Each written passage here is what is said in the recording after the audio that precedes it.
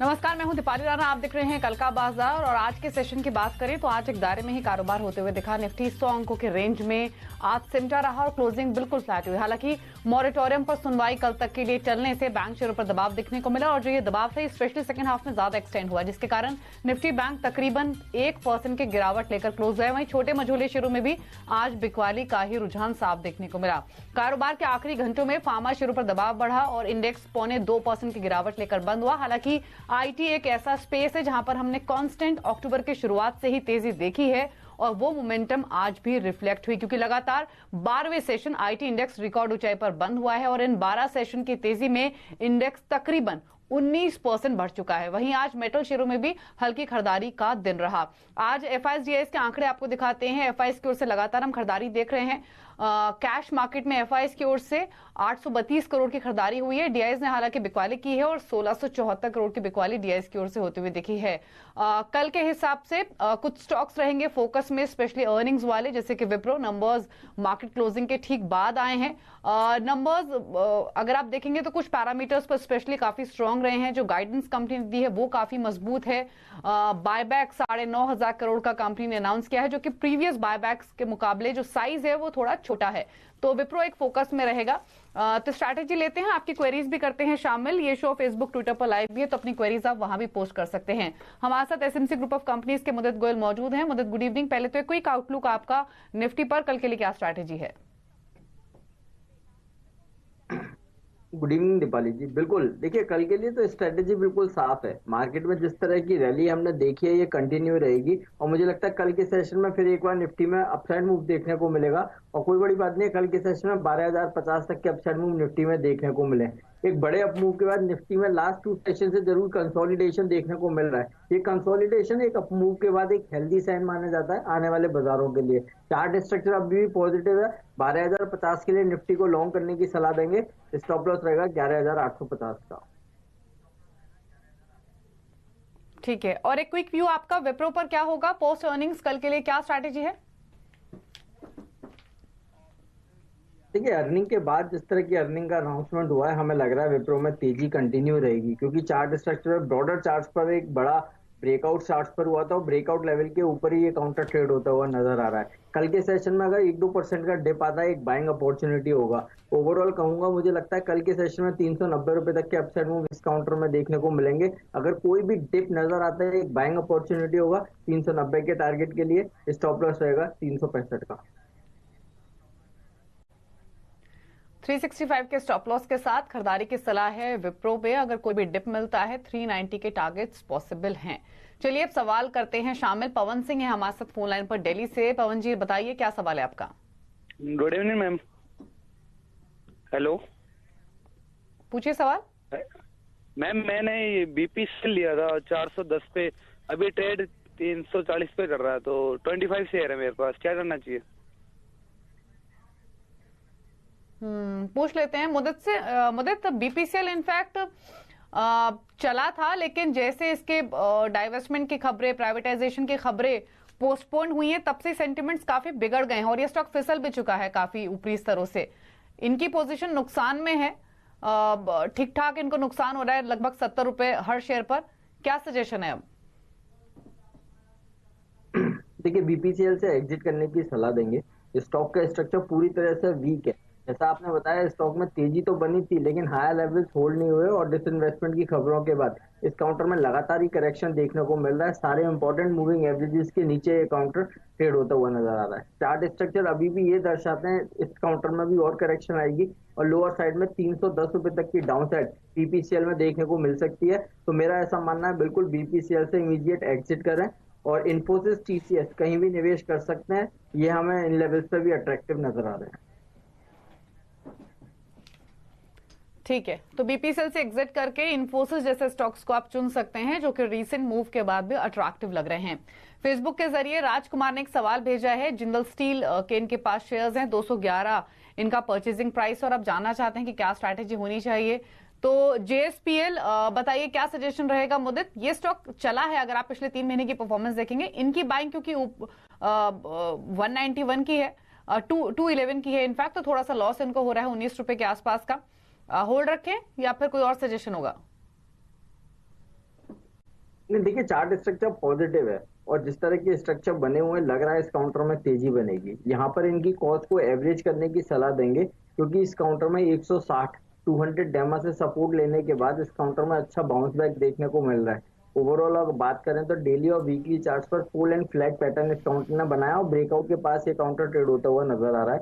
Chart structure positive है, यहाँ पर कॉस्ट को एवरेज करके चल सकते हैं। बाउंस बैक में हमें लगता है जिंदल स्टील एंड पावर में 210 पहला टारगेट होगा, 210 के बाद 220 तक के upside move Jindal steel and power में देखने को मिलेंगे। तो यहाँ पर होल्ड करने की सलाह दे रहे हैं, कॉस्ट को एवरेज करके चल सकते हैं। स्टॉप लॉस रहेगा 180 का।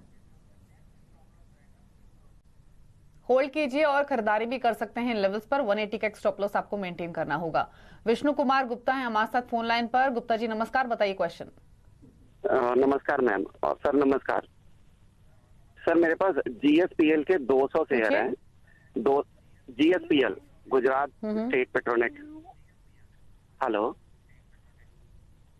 बताइए किस लेवल की आपकी बाइंग है?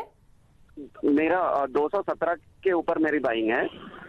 तो मेरा नजरिया जो है लॉन्ग टर्म है और साल 2 साल 3 साल तक मैं रख सकता हूँ। बताइए मुदत, जीएसपीएल 217 की खरीदारी है। अच्छी बात यह है कि ये समय दे सकते हैं अपनी इस पोजीशन को। तो लेवल्स बताइए कौन से इंपॉर्टेंट है और क्या करेंगे? देखिए इन्होंने एक चीज कहा, मैं साल 1.5 साल तक के लिए इस काउंटर को होल्ड कर सकता हूँ, लेकिन साल 1.5 साल हम उन काउंटर्स को होल्ड करते हैं जहां कुछ टाइम देने पर अच्छे अपसाइड अच्छे रिवार्ड की उम्मीद हो। लेकिन जीएसपीएल जिस तरह के चार्ट स्ट्रक्चर बना रहा है, अभी साल 1.5 साल में कोई बड़े अपसाइड की उम्मीद इस काउंटर से नजर नहीं आती। तो जिस तरह के स्ट्रक्चर बने हुए अभी और करेक्शन ये काउंटर दिखाएगा और लोअर साइड में 165 और 160 रुपए तक की डाउन साइड जीएसपीएल में देखने को मिल सकती है। तो मेरा ऐसा मानना है जीएसपीएल से एग्जिट करें। और ऑलरेडी शो के दौरान इन्फोसिस टीसीएस हम ऑलरेडी रिकमेंड कर चुके हैं, उनको निवेश कर सकते हैं साल से 1.5 साल के लिए। इवन इन लेवल्स पे एसबीआई भी काफी अट्रैक्टिव नजर आ रहा है, तो एसबीआई में भी निवेश कर सकते हैं। लेकिन जीएसपीएल से इमीडिएट एग्जिट करने की सलाह होगी।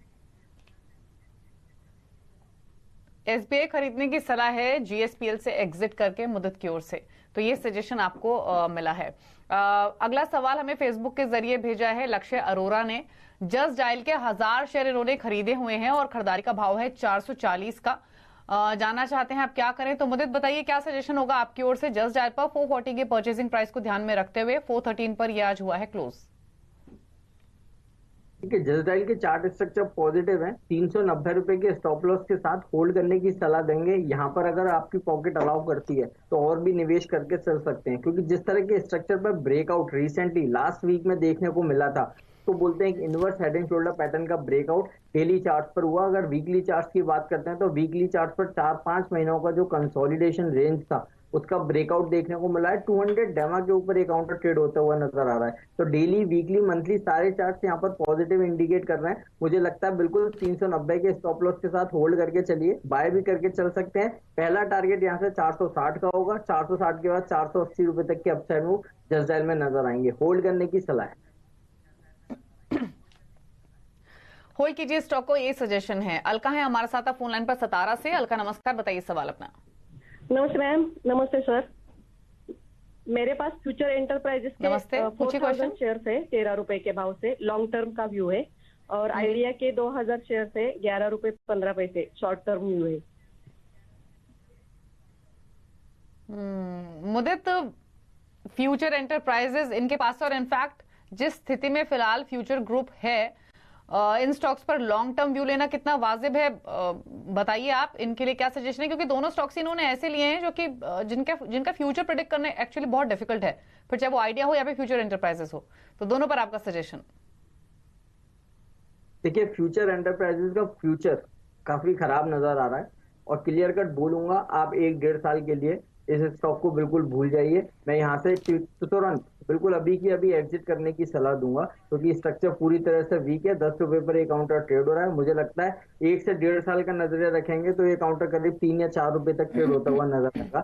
तो फ्यूचर एंटरप्राइजेस से एग्जिट करने की सलाह होगी। वहीं दूसरी तरफ आपने आइडिया की बात करी, आइडिया का भी चार्ट स्ट्रक्चर काफी नेगेटिव बना हुआ है। बड़े अप मूव के बाद कंसोलिडेशन में एक हेड एंड शोल्डर पैटर्न, उसका ब्रेकडाउन चार्ट पर हुआ है। तो चार्ट स्ट्रक्चर पूरी तरह से आइडिया का वीक है। इस काउंटर में भी और करेक्शन आएगी और लोअर साइड में ये काउंटर 5 रुपए और 4 रुपए के पास ट्रेड हो सकता है। तो आइडिया और फ्यूचर एंटरप्राइजेस दोनों के फ्यूचर काफी खराब नजर आ रहे हैं, तो दोनों से एग्जिट करने की सलाह दूंगा। एसबीआई, इन्फोसिस और टीसीएस ये काउंटर्स में निवेश कर सकते हैं 1 साल, 2 साल, 3 साल के लिए भी। तो वहां पर काफी अच्छे अपसाइड की उम्मीद नजर आती है।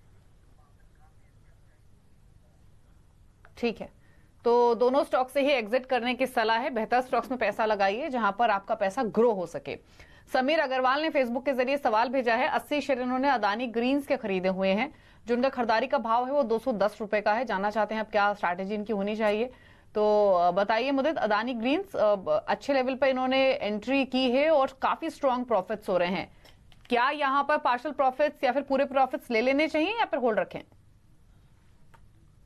नहीं, देखिए दीपाली, जब इस तरह का कोई भी इन्वेस्टमेंट जब रिटर्न देता है तो वहां पर प्रॉफिट बुक करना समझदारी नहीं होता। स्टॉप लॉस के साथ पोजीशन को ट्रेल करके और हर रैली को एंजॉय करना वो एक समझदारी होगी। जैसा इन्होंने बताया 210 के आसपास इन्होंने अदानी ग्रीन को खरीदा और ये काउंटर अब 705 पर ट्रेड होता हुआ नजर आ रहा है। तो अभी जिस तरह के चार्ट स्ट्रक्चर बने हुए हैं अभी भी पॉजिटिव है। लग रहा है इस काउंटर में 800 रुपए तक के अपसाइड मूव इस काउंटर में देखने को मिलेंगे। तो जिस तरह के अभी स्ट्रक्चर बने हुए 670 एक इंपॉर्टेंट स्टॉप लॉस के साथ ये पोजीशन को होल्ड कर सकते हैं और जैसे जैसे इस काउंटर में अपसाइड मूव देखने को मिलेंगे ये अपने स्टॉप लॉस को ट्रेल करके रैली को एंजॉय कर सकते हैं। अभी के हिसाब से 670 के स्टॉप लॉस के साथ होल्ड करने की सलाह दें। ठीक है, तो आप होल्ड कीजिए, स्टॉप लॉस स्ट्रिक्टली मेंटेन कीजिए। वरुण है हमारे साथ बेंगलुरु से बातचीत करने के लिए। वरुण नमस्कार, बताइए क्या क्वेश्चन है आपका? Hi, Namaskar. I have taken shares of Tata Motors, 100 shares at around 138.5 rupees. Since the market is going down, should I hold it or should I sell it? आपका टाइम होराइजन क्या है वरुण? जब आपने ये खरीदारी की तो किस पर्सपेक्टिव से की? मेरा इंटेंशन था I will take this for a long term. So there's no short term for this. I am planning for a long term buy. ठीक है, Mudit long term view Tata Motors 138 के खरीदारी क्या करें? देखिए होल्ड करने की सलाह देंगे। चार्ट के स्ट्रक्चर पॉजिटिव बने हुए हैं। 127 के स्टॉप लॉस के साथ ये पोजीशन को होल्ड कर सकते हैं और जैसा इन्होंने कहा इनका लॉन्ग टर्म का नजरिया है, मैं यहाँ पर इस काउंटर को लॉन्ग टर्म के लिहाज से भी बाय करने की सलाह दूंगा क्योंकि स्ट्रक्चर पॉजिटिव है। इस काउंटर में ईयरली लो के बाद जिस तरह की तेजी बनी है चार्ट पर एक राइजिंग चैनल में ये काउंटर ट्रेड होता हुआ नजर आ रहा है और चैनल की जो सपोर्ट लाइन है ब्रॉडर चार्ट पर 120 के आसपास निकल कर आती है। तो जब तक 120 के लेवल को ये काउंटर होल्ड करता है यहाँ पर भी बाय करेंगे। कोई डिप आता है वहां पर भी बाय करने की सलाह होगी। इन लेवल्स पर होल्ड करेंगे और नया निवेश कर सकते हैं। पहला टारगेट यहाँ से 160 का होगा, उसके बाद 180 तक के अपसाइड मूव टाटा मोटर्स में नजर आएंगे। होल्ड करने की सलाह है। ठीक है, तो होल्ड करने की सलाह है। लॉन्ग टर्म व्यू है तो आप डेफिनेटली होल्ड कीजिए। लेवल्स आपको मदद ने बताए हैं जिनको एज अ स्टॉप लॉस आप ट्रीट कर सकते हैं। गणेश ने फेसबुक के जरिए सवाल भेजा है इंडियन होटल पर और 200 शेयर्स इन्होंने इंडियन होटल के खरीदे हुए हैं और जिनका परचेसिंग प्राइस है वो 102 रुपए 50 पैसे का है। 94 रुपए 40 पैसे पर यह स्टॉक हुआ है बंद। तो बताइए मुदित, इंडियन होटल्स अब तो तमाम होटल्स धीरे धीरे ओपन हो रहे हैं, तो जो डर था, सरकार भी काफी सपोर्ट कर रही है इनफैक्ट होटल इंडस्ट्री को, टूरिज्म इंडस्ट्री को, तो उसका बेनिफिट मिलेगा।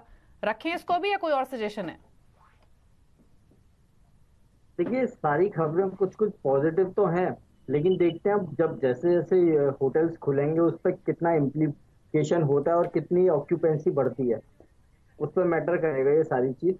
अभी जिस तरह के स्ट्रक्चर इंडियन होटल के बने हुए हैं चार्ट पॉजिटिव है नो डाउट, बट एक स्ट्रिक्ट स्टॉप लॉस सजेस्ट करूंगा 90 रुपए का। जब तक ये 90 रुपए के लेवल को होल्ड करता है एक उम्मीद की किरण इस काउंटर से नजर आती है। तो ओवरऑल 90 के स्टॉप लॉस के साथ होल्ड करने की सलाह देंगे। बाउंस बैक में इस काउंटर में 115 से 120 तक के अपसाइड मूव देखने को मिल सकते हैं। हाल फिलहाल होल्ड करने की सलाह है। ठीक है, अभी आप होल्ड कर सकते हैं, यही सजेशन है आपके लिए। इसके अलावा रविंद्र चौहान हमारे साथ नोएडा से फोन लाइन पर है सवाल पूछने के लिए। रविंद्र नमस्कार, बताइए क्वेश्चन अपना। 1000 शेयर है BHEL के 42 के लेवल पे, तो इसको होल्ड करना चाहिए या कैसे करें? BHEL की आप बात करें, भारत डायनामिक्स में भी आपकी पोजीशन है क्या इसके अलावा? हाँ हाँ, BDL में भी है और BHEL में भी है। मतलब BHEL काफी ऊपर खरीदा है इन्होंने, इनफैक्ट पीक पर ही खरीदा है 42 का, अगर ये भाव बता रहे हैं तो। और भारत डायनामिक्स में 290 की पोजीशन है, यहाँ ये थोड़े मुनाफे में है, क्या सजेशन है? देखिए BHEL पे पहले हम लोग बात करेंगे। BHEL के चार्ट स्ट्रक्चर पूरी तरह से खराब है। सरकारी कंपनीज में लगातार अंडर परफॉर्मेंस देखने को मिल रही है और आगे भी इसी तरह का परफॉर्मेंस जारी रह सकता है। हमने ऑलरेडी BPCL पर भी बात करी थी, BPCL भी ठीक है, और BHEL के भी चार्ट स्ट्रक्चर पूरी तरह से खराब है। जिस तरह के चार्ट स्ट्रक्चर BHEL में बने हुए हैं, हमें ब्रॉडर चार्ट पर 22 रुपए तक की डाउन साइड देखने को मिल सकती है, तो BHEL से एग्जिट करने की सलाह देंगे। वहीं दूसरी तरफ आपने भारत डायनेमिक्स की बात करी, BDL के चार्ट स्ट्रक्चर पॉजिटिव है। एक डबल बॉटम पैटर्न करीब 285 के आसपास कंप्लीट हुआ, उसके बाद इस काउंटर में तेजी बन रही है। चार्ट स्ट्रक्चर पॉजिटिव है, मुझे लगता है BDL में 330 तक के अपसाइड मूव देखने को मिल सकते हैं, तो BDL में पोजीशन को होल्ड करने की सलाह देंगे। 330 तक के टारगेट के लिए स्टॉप लॉस रहेगा 290 का। ठीक है, तो 290 के स्टॉप लॉस के साथ भारत डायनामिक्स में तो अपनी पोजीशन आप होल्ड कर सकते हैं। BHEL से एग्जिट करने की सलाह है, इस पोजीशन से आप निकल जाइए, ये मुद्दत का व्यू है। चलिए, एक ब्रेक का वक्त हुआ है, लेकिन ब्रेक में जाने से पहले बात करेंगे CNBC आवाज और नेशनल स्टॉक एक्सचेंज की मुहिम की, जो हम इन्वेस्टर्स के लिए लाए हैं। और इस मुहिम का नाम है इन्फॉर्म्ड इन्वेस्टर। मकसद यही है कि इन्वेस्टमेंट से जुड़ी हुई जो तमाम छोटी छोटी बातें हैं जो बहुत इंपॉर्टेंट है, उनके बारे में एक इन्वेस्टर को जागरूक करना। आज इनफैक्ट यूजुअली यही होता है कि जब हम किसी ड्राइवर को हायर करते हैं तो उससे पहले उसका ड्राइविंग लाइसेंस चेक करते हैं। उसी तरह ये ध्यान रखिए कि सिर्फ रजिस्टर्ड या फिर अधिकृत ब्रोकर्स के जरिए ही आप डील करें, क्योंकि अगर थोड़ी सी भी चूक हुई तो सिर्फ अधिकृत ब्रोकर के जरिए ही आपको डील करना चाहिए। कोई भी मिस्टेक अगर आपसे हुई तो आपको आपकी जो निवेश की राशि है वो आप गंवा सकते हैं। तो अपनी जमा पूंजी को सुरक्षित पार्क करना, सुरक्षित निवेश करना बहुत इंपॉर्टेंट है। उसके लिए सिर्फ अच्छे स्टॉक्स को चुनना ही जरूरी नहीं है, बल्कि एक अच्छे ब्रोकर को भी चुनना जरूरी है, ताकि जिस माध्यम से आप निवेश कर रहे हैं, ट्रेड कर रहे हैं, वो माध्यम भी रिलायबल हो। ये बहुत इंपॉर्टेंट है। मुद्दत, आप कुछ कहेंगे इस पर? बिल्कुल, देखिए आपने बहुत सही बात कही कि आप ब्रोकर पर पूरी तरह से विश्वास होना चाहिए। तो मैं यही कहूंगा, आप हम बीइंग एन एसएमसी, आप एसएमसी पे पूरी तरह से विश्वास कर सकते हैं और कोई भी आप एसएमसी के साथ अकाउंट खोल सकते हैं और अपने अकाउंट को बिल्कुल आप बैंक की तरह यूज कर सकते हैं। तो एसएमसी पूरी तरह से सेफ है, आप एसएमसी को एज अ ब्रोकर आप प्रॉपर की तरह यूज कर सकते हैं। एक ब्रेक के लिए रुक रहे हैं, यहाँ पर लौटेंगे तो कुछ और क्वेरीज तो करेंगे शामिल। आप देखते रहिए कल का बाजार।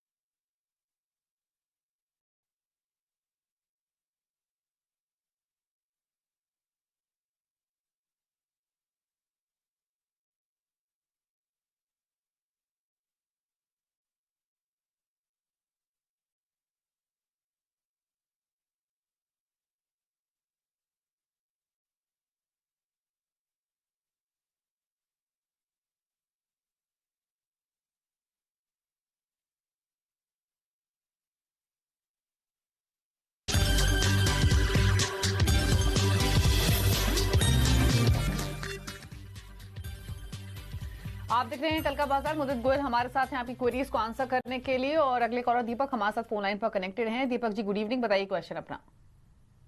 मैडम मेरा एक दो शेयर है, एक है टाटा स्टील और दूसरा है दीपक नाइट्रेट। टाटा स्टील मैंने मैडम 419 पे 255 शेयर ले रखा है, और दीपक नाइट्रेट 857 पे 20 शेयर ले रखा है।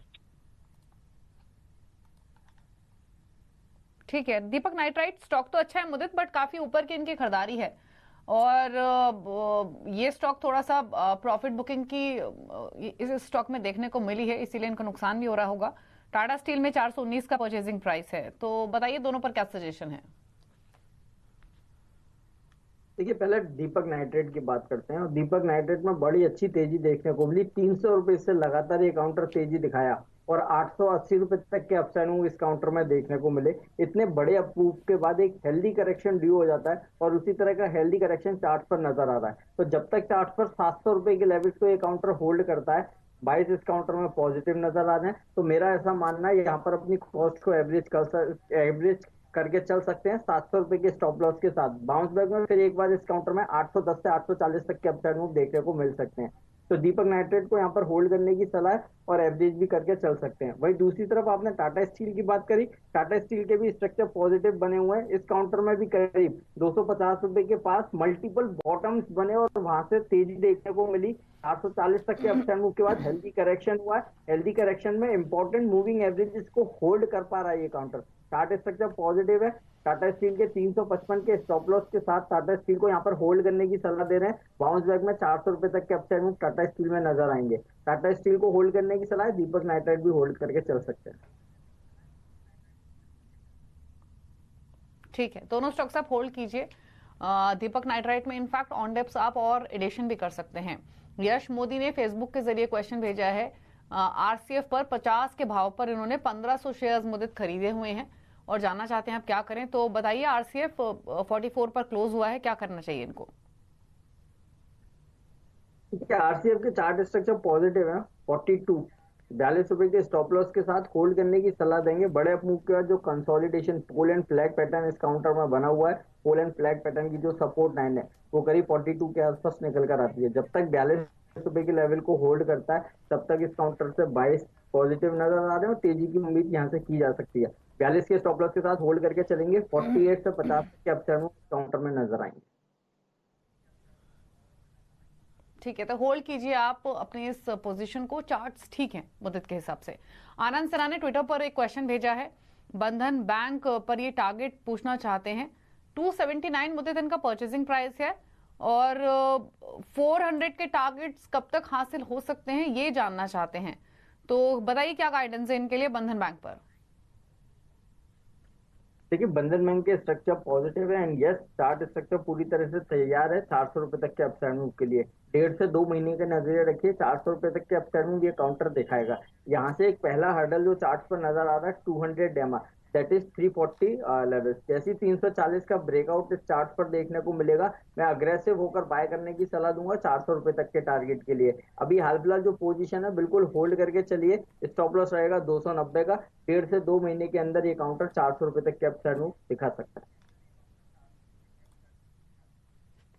ठीक है, निमेश कुमार ने एक सवाल भेजा है दो स्टॉक्स पर, लेमन ट्री और स्पाइस जेट, और मुदित इन्होंने ये मेंशन नहीं किया कि किस भाव पर इन्होंने खरीदारी की हुई है, बट ओवरऑल ये दोनों स्टॉक्स के चार्ट्स पर राय लेना चाहते हैं। तो लेमन ट्री और स्पाइस जेट दोनों पर आपके कमेंट्स।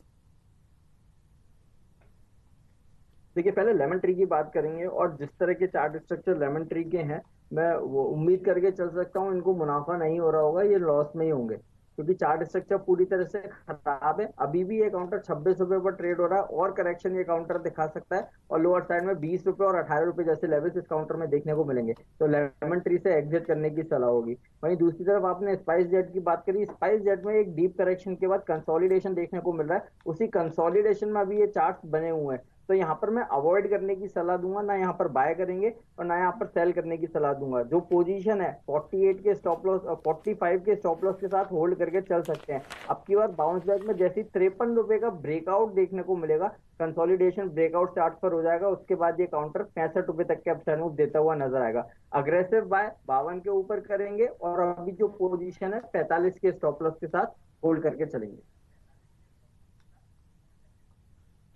ठीक है, तो दोनों स्टॉक्स पर आपको राय दी गई है, लेवल्स भी आपको बताए गए हैं। चलिए फिलहाल इतनी क्वेरीज करेंगे शामिल। मुद्दत को डिस्क्लोजर होगा आपकी ओर से?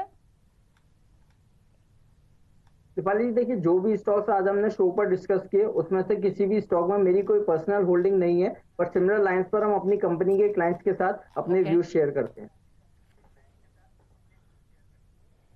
चलिए, शुक्रिया आपका इस शो में आने के लिए और सभी स्टॉक्स पर अपनी राय देने के लिए।